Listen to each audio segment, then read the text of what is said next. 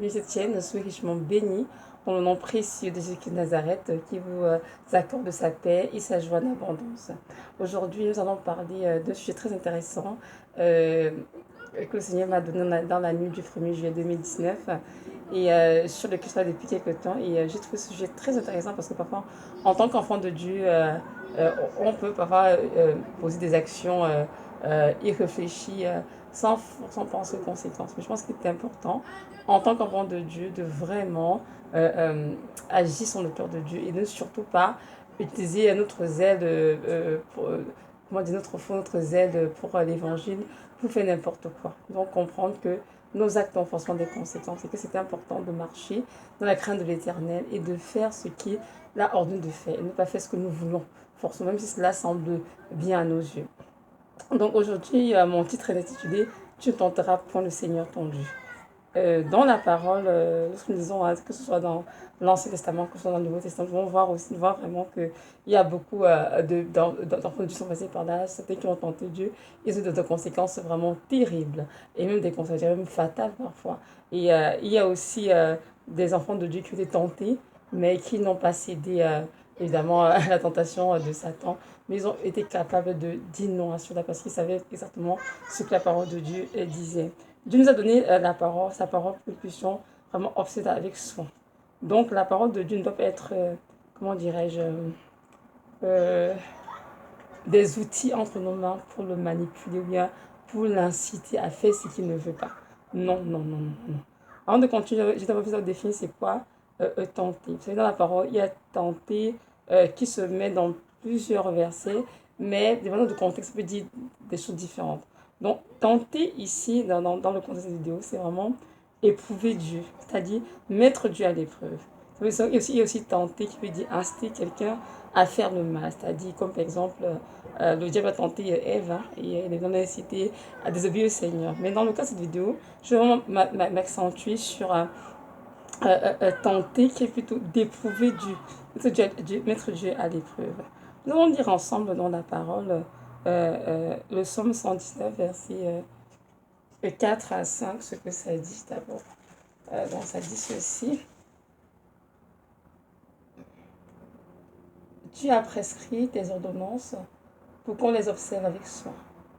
Puissent mes actions être bien réglées afin que je garde tes statuts. Amen.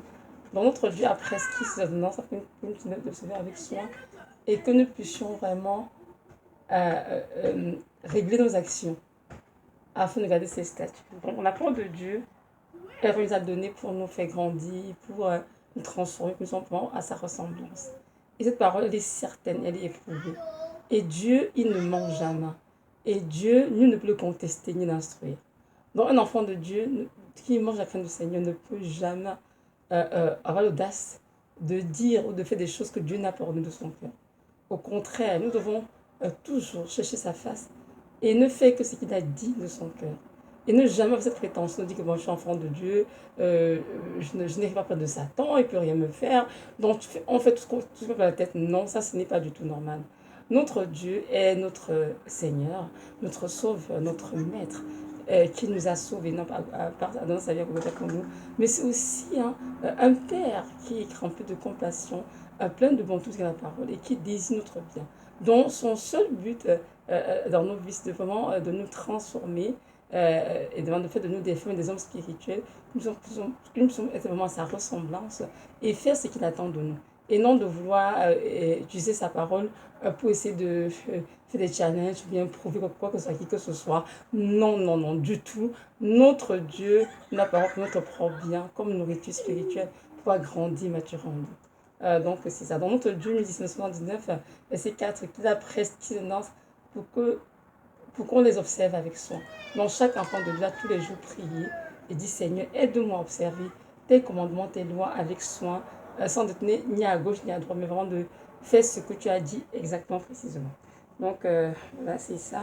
Et donc, comme j'ai dit, je reviens à mon sujet qui est d'éprouver Dieu. Donc, et pour nous dire, en fait, dans ce contexte, je vais en parler aujourd'hui, c'est mettre Dieu à l'épreuve.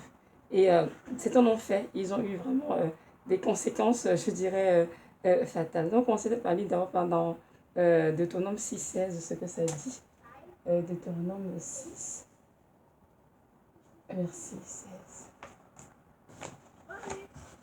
Donc, Deutéronome 6, c'est dit ici, vous ne tenterez point l'Éternel votre Dieu, comme l'avez tenté à Massa. Mais vous observerez les commandements de l'Éternel votre Dieu, ses ordonnances et ses lois qu'il vous a prescrites. Et ça, c'est Moïse qui s'adresse ici au peuple d'Israël. Là, j'ai le verset 16 et 17 en fin de compte, parce que je trouve ça très intéressant. Il a dit ici, vous ne tenterez point votre Dieu comme vous l'avez fait à Massa. Donc, dans le passé déjà, Israël a tenté le Seigneur. Évidemment, vous savez qu'on tente Dieu, on a toutes des conséquences, c'est certain. Donc, Dieu n'est pas notre jouet, notre ami, enfin, notre ami parce qu'il nous aime, c'est vrai, mais pas notre innocence de le déshonorer, mais de l'utiliser pour faire ce que nous voulons, ou bien pour le manipuler. Non, non, non. Notre Dieu d'être un seul Dieu tout-puissant, ce Père, nous devons honorer, nous devons vénérer, nous devons respecter, nous devons craindre et vraiment lui accorder, vraiment, comment dirais-je, l'honneur qui lui est dû en fait. Et ne surtout pas nous amuser avec sa parole, ni avec ce qu'il fait dans nos vies.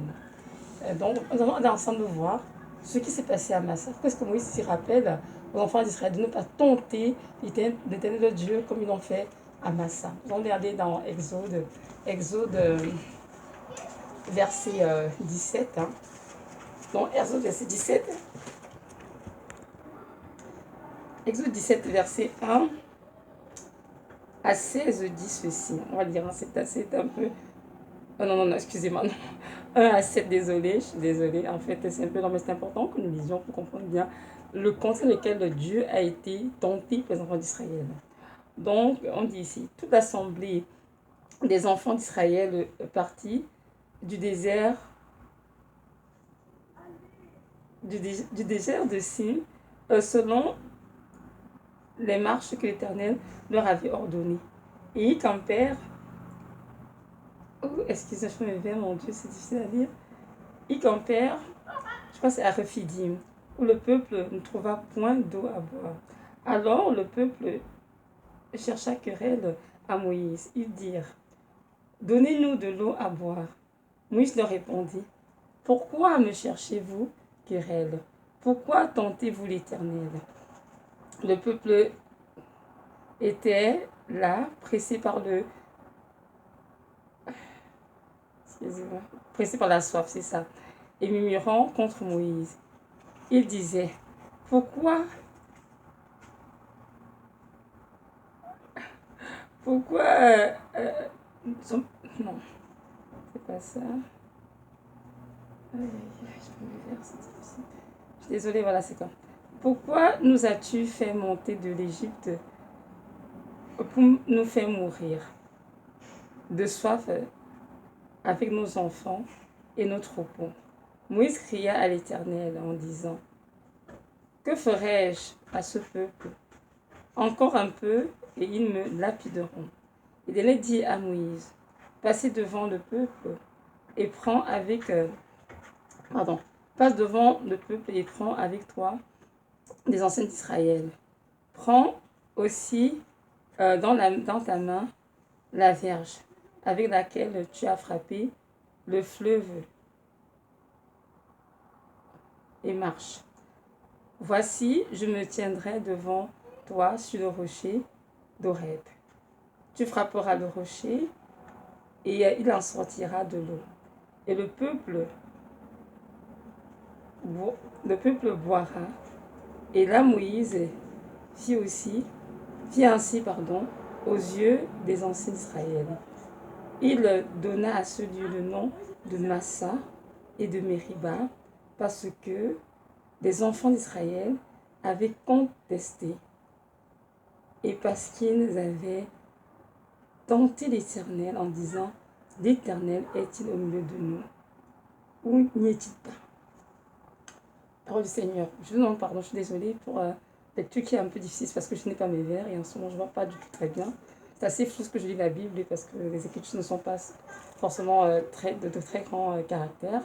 Donc je suis désolée pour cet inconvénient. Donc on voit bien dans ce texte en tout cas que l'Éternel Dieu Tout-Puissant qui a fait sortir l'Israël de l'esclavage de l'Égypte, qui les a conduits dans le désert et qui les a conduits, on dit même dans la parole qu'on lit, qu'il était avec eux, il les guidait pendant la journée, il était une colonne de nuit Et pendant la nuit, c'était une colonne de feu. Il a conduit le peuple d'Israël, pas à pas. Il a même ordonné, comme c'est verset 1, comment ils allaient marcher. Et comment ils allaient marcher, pardon. Et malgré cela, le peuple d'Israël a quand même murmuré. Jean qui la Moïse en disant, pourquoi nous as-tu conduit ici au désert pour nous faire mourir de soif avec nos enfants et notre troupeau. Donc on peut dire, si Dieu était vraiment là pour nous, pourquoi avons-nous donc soif? Pourquoi ne pas nous donner de l'eau à boire? Donc on veut ici que ça veut dire oublier tous les prodiges, les miracles que j'ai fait en Égypte déjà, pour les faire sur l'Égypte, et depuis d'Égypte. Dieu est avec eux tous les jours, à chaque seconde. Ils ont commis l'audace, le culot de dire, l'Éternel est-il au milieu de nous? Voyez-vous? Et beaucoup d'enfants de Dieu parfois font ce genre de choses. Notre Dieu a fait dans nos vies, à tous, de grandes choses. Nous pouvons passer des heures à en témoigner. Mais des fois, dans nos vies, il arrive que nous sommes peut-être éprouvés, je ne sais pas trop, tentés par l'ennemi. Et on se met, vous savez, parfois à même douter que Dieu est là. On se met à dire, Seigneur, si tu es là vraiment, pourquoi suis-je malade, Seigneur? Si tu es là, Yahweh, pourquoi est-ce que je manque de nourriture chez moi? Si tu es vraiment mon Dieu, pourquoi si, pourquoi ça, pourquoi ça? Donc, comprends que notre Dieu est un Dieu puissant. Nous avons tout ce qu'il est capable de tout. De nous à manger, de nous vêtir. Même du ciel peut le faire. S'il veut m'envoyer ses anges, nous donner à manger. La preuve est que lorsqu'il y avait faim, lorsqu'il allait se réfugier, Dieu a donné un ange d'apporter un gâteau à manger. Dieu peut nous nourrir, Dieu peut nous vêtir, Dieu peut nous faire tout ce qu'il veut. Il est notre médecin d'excellence. Il peut nous guérir instantanément s'il le veut. Nous connaissons bien que nous n'avons pas à donner des ordres à l'Éternel. Ni des fois, si tu es vraiment là, Seigneur, fais ceci pour nous. Non. Nous devons avoir vraiment cette humilité en nous, nous pousser vraiment à implorer le Seigneur sur nos besoins et vraiment à lui faire confiance. Donc notre Dieu va agir en son temps, selon sa souveraineté et selon sa volonté pour nous. Il ne jamais, comment dirais-je, contester ou bien chercher à se justifier ou à les manipuler pour avoir ce que nous voulons. C'est extrêmement dangereux. Notre Dieu est un Père méditateur. Et un père désire bien pour ses enfants. Ils ne sont pas juste là pour avoir ce que nous désirons. Non, Dieu aussi est là pour nous former. Nous sommes des enfants à sa ressemblance. Des enfants qui veulent apprendre à supporter la douleur et dans le manque. Et c'est vrai que Dieu est là. C'est parce qu'on est pauvre que Dieu n'est pas là. C'est parce qu'on est malade que Dieu n'est pas là. C'est pas parce qu'on n'a pas tout ce qu'on désire que Dieu n'est pas là. Dieu est bien là dans nos vies. Nous avons vu comment dirais-je, avec des signes incontestables que ce Dieu est là. En tout cas, pour ceux qui le connaissent, je sais que le Dieu que je sais, Jésus de Nazareth, est un Dieu vivant. Et il est dans ma vie, il règne en maître absolu. Donc, peu importe mes tours, peu importe mes épreuves, peu importe ce dont je manque, en fait, ça ne va remettre en question ça dans ma vie ou pas. Non, je sais qu'il est là et je sais qu'il me donne ce dont j'ai besoin au moment voulu par lui. Et je n'ai pas à le contester ou bien à chercher à ce qu'il se justifie le pourquoi de ci dans ma vie. Non, nous devons avoir cette assurance que le Dieu qui a fait ses prodiges dans nos vies hier, il y a des années ou bien avant-hier, est le même Dieu qui n'a pas changé. C'est la parole, hein, est le même Dieu tellement il ne change pas. Notre Dieu est un Dieu qui ne suit plus point d'ombre de variation. Et nous devons comprendre aussi ceci, que notre Dieu ne nous tente pas. Non. Nous avons vu ici qui a tenté une définition, c'est inciter qui a fait du mal. Donc, c'est pas qui est le tentateur, il tente le présent de Dieu, mais c'est à fait du mal. Mais Dieu ne tente personne. Et Dieu ne lui tentait pas le mal. Et là, c'est qui dans la parole, hein, pour nous lire ensemble dans le livre de Jacques. Jacques chapitre 1. Jacques chapitre 1, verset 13 à 15, ça dit ceci. Que personne, lorsqu'il est tenté, ne dise « C'est Dieu qui me tente ». Car Dieu ne peut être tenté par le mal, il ne tente lui-même personne. Mais chacun est tenté quand il est attiré et amorcé par sa propre convoitise. Puis la convoitise, lorsqu'elle a conçu, enfante le péché étant consommé, produit la mort. Donc, dans verset 13, que c'est écrit que Dieu ne tente personne par le mal. Non. Et Dieu ne peut être conduit par le mal et tout. Donc, on met dans le texte dans Exode que c'est le diable qui a utilisé vraiment, comment dirais-je, cette soif que les Israéliens avaient en eux. C'est une soif d'eau, hein. Ils étaient très fatigués de boire de l'eau, pour les inciter à murmurer contre Moïse et commencer à dire d'Éternel, termine-nous ou pas. Et s'il était vraiment là, qu'il ne ferait pas ceci, qu'ils n'ont pas de l'eau à boire. Et effectivement, tout ça déplaît l'Éternel. fortement. C'est pour ça qu'il y a beaucoup d'enfants d'Israël qui ne sont pas du tout entrés dans la terre promise. Il n'y a que ceux qui sont nés à un moment donné que Dieu a dit ils vont entrer, mais il y en a beaucoup qui ne sont pas du tout entrés à cause de ces murmures constants, perpétuels qui n'arrêtaient pas en fait. Ils étaient toujours en train de se plaindre. Peu importe ce que le Seigneur faisait, pour eux, ils continuaient de se plaindre, de dire Seigneur, est-ce que tu es vraiment là? Mais si tu es là, pour vraiment de si tu es là, Seigneur, parce qu'on est dans le désert, non. Notre Dieu est là et il fait ce qu'il veut de sa propre volonté parce que notre Dieu n'est pas là pour, comment dire, se justifier. Mais il est là vraiment comme un Père pour nous conduire et pour nous donner cette grâce d'accomplir notre destinée sur cette terre et de faire vraiment ce qu'il attend de nous tout simplement. Donc on a vu dans le texte de Jacques ici que Dieu ne me tente pas de mal, il ne tente personne, mais que tout le monde, chacun est tenté quand il est attiré, amorcé par sa propre convoitise. Tout simplement. Et là on commence à murmurer ou à dire Seigneur, oh si tu étais là, Seigneur, fais ceci dans ma vie. Et alors que notre Dieu n'est pas là. Et nous parlons de Dieu qui est qui? Jésus qui est de Nazareth. Et ce même Dieu dont nous parlons est le même Dieu qui même sur terre a été tenté par Satan. Et nous allons voir ensemble dans la parole. Qu'est-ce qu'il a dit à Satan lorsqu'il était tenté? Oui, c'est de Satan a tenté le Seigneur dans... C'est quoi encore? Dans Juge, c'est ça, dans Luc. Luc 4, verset 10. Nous allons lire ensemble, verset 10 à 12. C'est sûr que ce sont de grands textes et tout, mais je ne vais pas vraiment lire toute la tentation du diable ici. Mais je vais juste dire l'extrait qui nous concerne pour voir bien que le Seigneur lui a été tenté, mais il a répondu clairement à Satan ce que disait la parole au sujet de ce qu'il voulait que le Seigneur fasse. Donc voilà, je vais aller dans moment, s'il vous plaît, Luc. Voilà. Dans Luc chapitre 4, il parle ici de la tentation de Jésus-Christ au désert.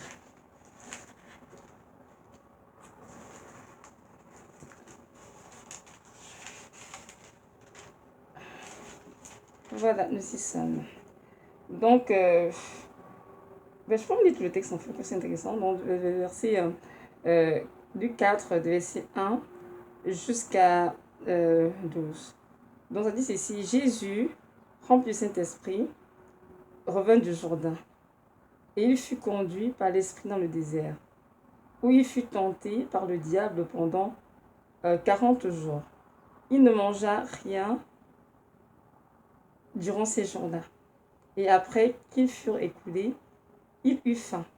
Le diable lui dit, si tu es le Fils de Dieu, ordonne à cette pierre qu'elle devienne du pain. Jésus lui répondit, il est écrit, l'homme ne vivra pas de pain seulement. Et le diable dit, une fois de plus, l'ayant élevé, lui montre en un instant tous les royaumes de la terre. Et lui dit, je te donnerai toute cette puissance et la gloire de ces royaumes, car elle m'a été donnée, et je te la donnerai. Et je la donnerai à qui je veux. Si donc tu te prosternes devant moi, elle sera toute à toi. Jésus lui répondit, il est écrit, tu adoreras le Seigneur ton Dieu et le serviras lui seul.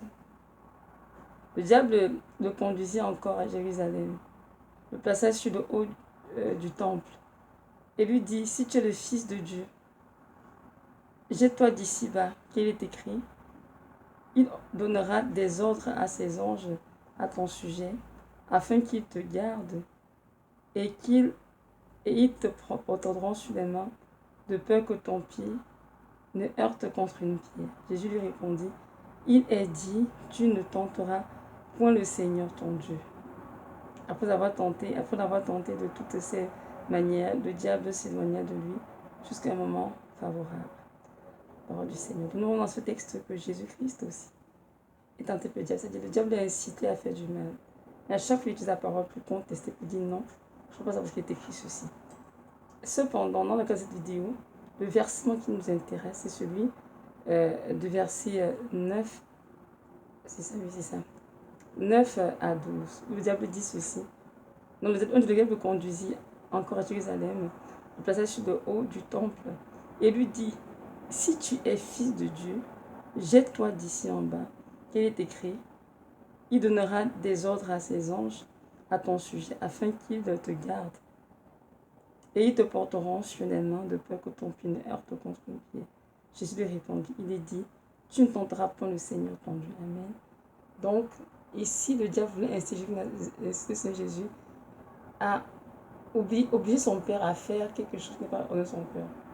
Obliger le Père, Dieu Tout-Puissant, à faire quelque chose qu'il ne voulait pas. Allah dit, tu ne tenteras pas ton Dieu. Effectivement, nous ne devons pas tenter le Seigneur notre Dieu. Ici, Jésus-Christ sur terre, je nous rappelle, était 100% homme, 100% Dieu. Il était sur cette terre, non seulement pour être incarné en être humain, pour donner sa vie au Golgotha, pour souvenir l'humanité entière, c'est-à-dire de nos péchés. Mais il était également là pour nous l'exemple quand nous devons marcher en tant qu'enfants de Dieu. Alors, beaucoup d'enfants de Dieu, parfois, excès de zèle, hein, ou bien même comment dirais-je, même de convoitise ou de challenge, je veux prouver, je ne sais pas à qui. Ils veulent parfois faire des choses que Dieu n'a pas ordonnées. On est allé dans Somme 119, verset 4, que Dieu apprécie ses ordonnances comme si c'était avec soin. C'est-à-dire qu'on marche à la crainte de son nom et avoir des actions bien réglées. On peut juste la parole de Dieu pour manipuler ou bien pour faire nos challenges, nos défis, alors qu'il nous va dans toutes ces choses, ou bien pour nous faire voir, j'en sais rien. Nous devons éviter ce genre de choses. Beaucoup d'enfants de Dieu, à leur insu, sont, comment je peux dire, ils veulent pas Satan. Ils veulent poser des défis parfois, mon Dieu, qui pourrait même le coûter la vie alors que tu n'as rien dit. Moi, j'ai entendu l'histoire d'un homme, je suis dans quel pays africain, qui a invité plein de personnes pour dire oui, aujourd'hui, comme Jésus m'a sur les autres en parole, moi aussi, je vais mettre les autres pour montrer que je suis avec Dieu avec moi, je suis un enfant de Dieu et qui marche dans sa vérité, tout ça et tout ça. Et effectivement, les gens ont repris son invitation et beaucoup de monde pensent parce que passer sur les eaux, comme Jésus-Christ. Évidemment, il a commencé son spectacle, mais il s'est noyé. Il est mort sur place. Il a laissé chez lui son époux, ses enfants. Parce que ce passé était en train de tenter Dieu. Jamais Dieu n'avait dit d'aller et de marcher sur l'eau pour que le monde sache qu'il était chrétien et que Jésus Christ était lui. Jamais Dieu n'a dit cela de son trône.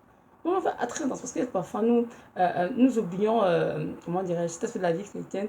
Nous voulons parfois croire qu'on demande la parole. On est un peu, comment dirais-je, on est orgueilleux, hein, oui, les chrétiens sont très orgueilleux. Orgueilleux, Satan peut rien nous faire, nous voulons faire ce que nous voulons, Dieu est avec nous et tout.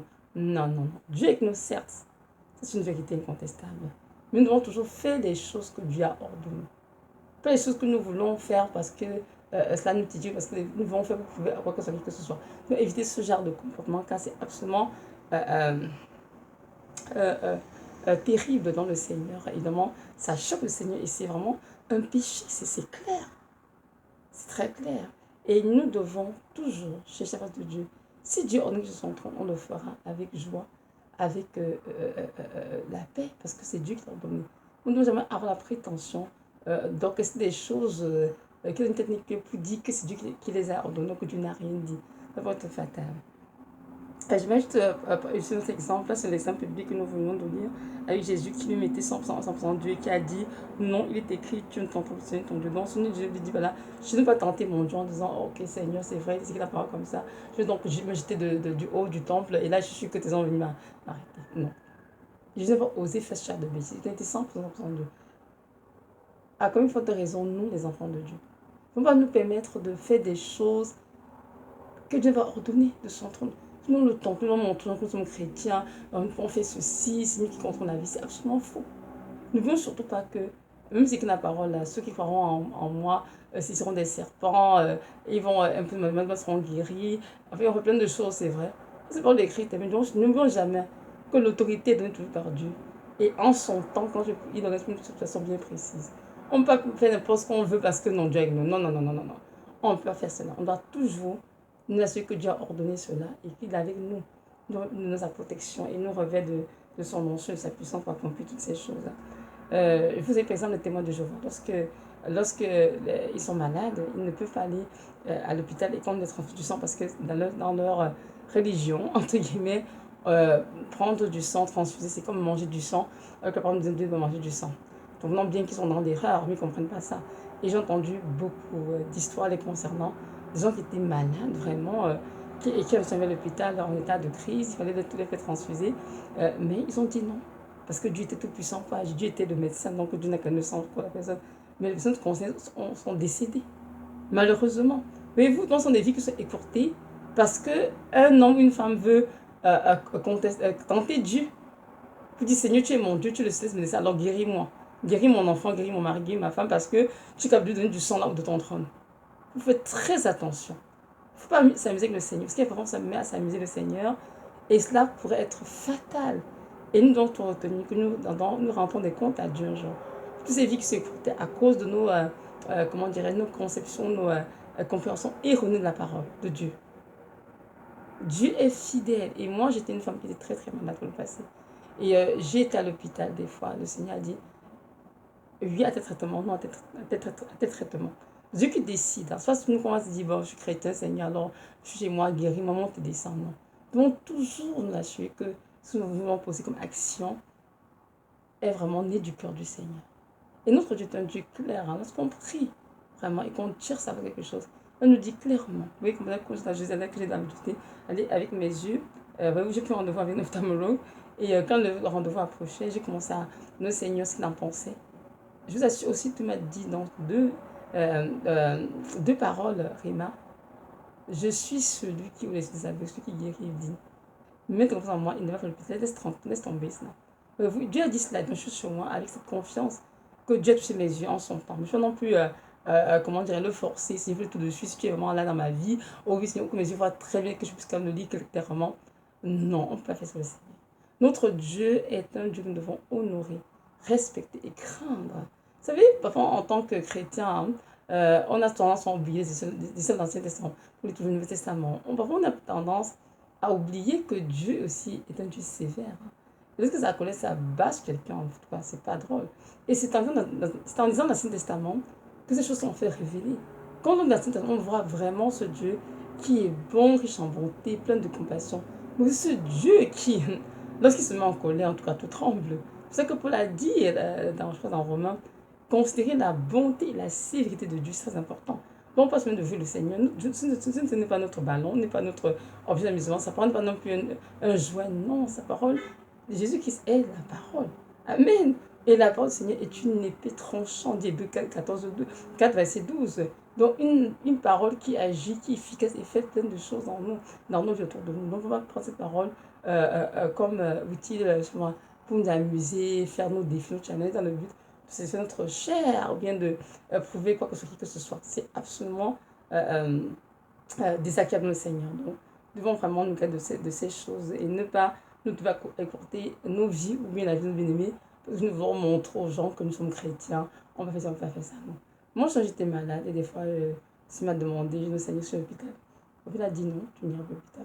Des fois, il a dit oui, je veux aller à l'hôpital. Mon mari, je veux qu'elle aille à l'hôpital. Et quand on dit, on oublie ce qu'il a dit. Hein. Et quand je vais à l'hôpital, nous, on voit bien que je vais à l'hôpital. Et des fois, si je suis à la maison, je dis non, c'est à la maison. Il reste à la maison et tout, je vous assure le Seigneur. Et il va guérir le mal que j'avais, tout simplement. C'est pas de pas, il va forcément guérir, c'est à l'instant T comme je veux. J'ai très mal, non, ça peut rester des jours, des semaines, mais il fait toujours pas comme sa parole. Il guérit complètement ce qui me dérangeait. Voyez-vous, donc j'ai appris vraiment, et on peut ne pas tenter le Seigneur. De me le mettre à l'épreuve, ça peut être extrêmement dangereux.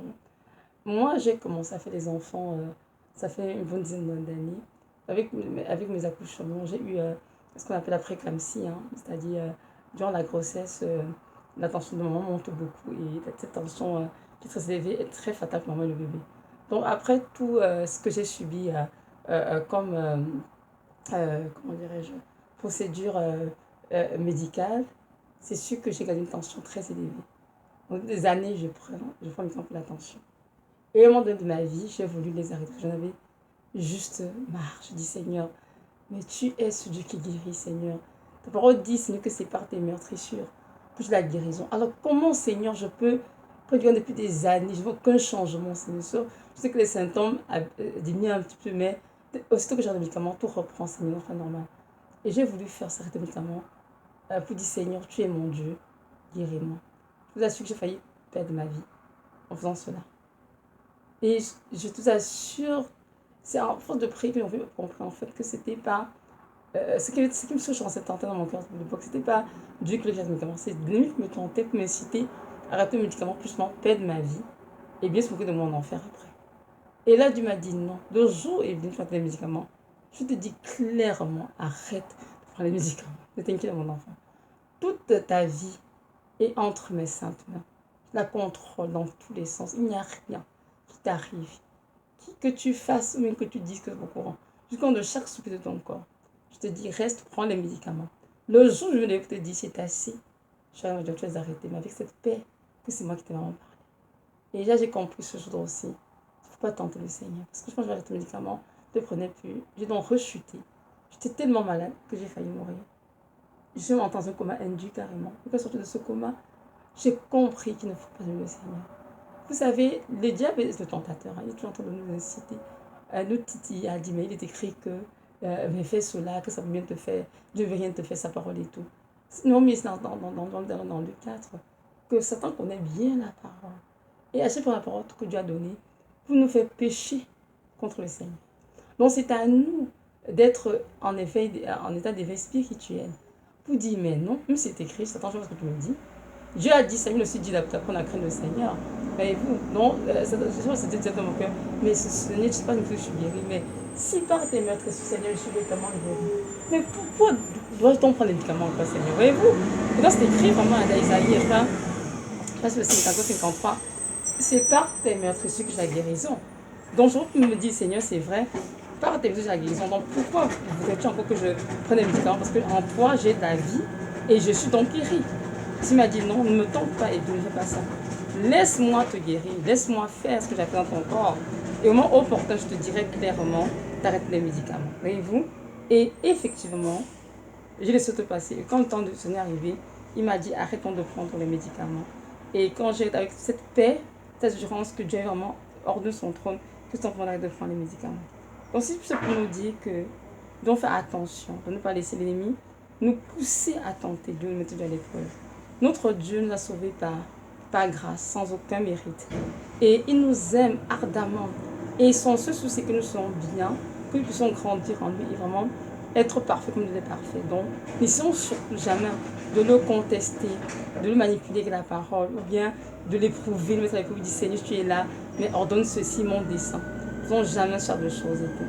Mais plutôt, ayons vraiment cette confiance en l'Éternel, cette confiance qu'il est là, qu'il est avec nous et qu'il prend soin de nous et qu'il sait ce que nous avons besoin, même avant que la personne soit sur nos lèvres. Donc, nous n'avons pas besoin de forcer, non. Juste dis, Seigneur, ton temps, c'est mon temps. Ta volonté, c'est ma volonté, Seigneur. Et comme je t'appartiens de façon, tout ce que je suis, tout ce que je t'appartiens, Seigneur, dispose ma vie comme bon te semble, Seigneur. Donne-moi la grâce de ne pas prier contre toi. Donne-moi la grâce, Seigneur, de ne pas faire les choses par prétention, mais pour satisfaire ma propre chair, ou bien pour épater qui que ce soit, Seigneur. Mais dois faire les choses hors de le Saint-Esprit de ma vie. C'est très important. Donc, c'est ça. Dieu m'a donné ce sujet à préparer la nuit du 1er juillet 2019.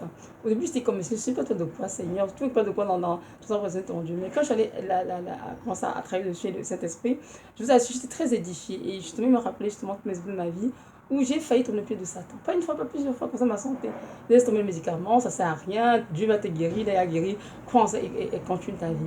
Dieu m'a dit, ne fais jamais ça, mon enfant. Fais vraiment les choses que j'ai dites clairement. S'il va dire quelque chose, ne le fais surtout pas. Donc aujourd'hui, c'est un continu de parole de Dieu pour nous inciter à pécher contre le Seigneur, à le tenter, mettre à l'épreuve. Effectivement, cela à ce Seigneur. Parce qu'en fait, on se dit, Seigneur, est-ce que tu demandes ma vie? Si tu étais là, Seigneur, pourquoi je suis malade? Si tu étais là, Seigneur, pourquoi je manque de travail? Si tu étais là, Seigneur, pourquoi est-ce que mon enfant est décédé? Si tu étais là, Seigneur, pourquoi? Si tu étais là, Seigneur, non, non, non, le Seigneur est parmi nous. Il est avec nous, il est en nous. Et nous avons cette assurance inébranlable que toutes les choses dans nos vies sont sous son contrôle. Donc c'est ça.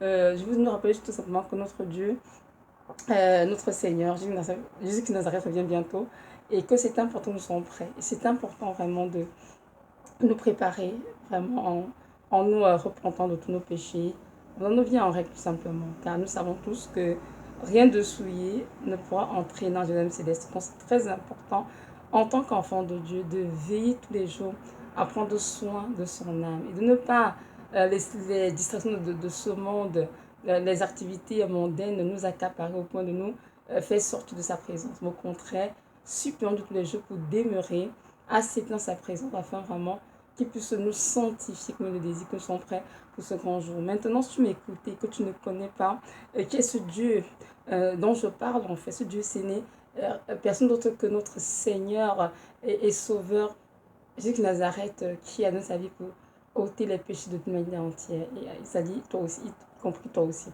Donc, je t'encourage aujourd'hui vraiment à l'invoquer, à poser des questions si tu veux.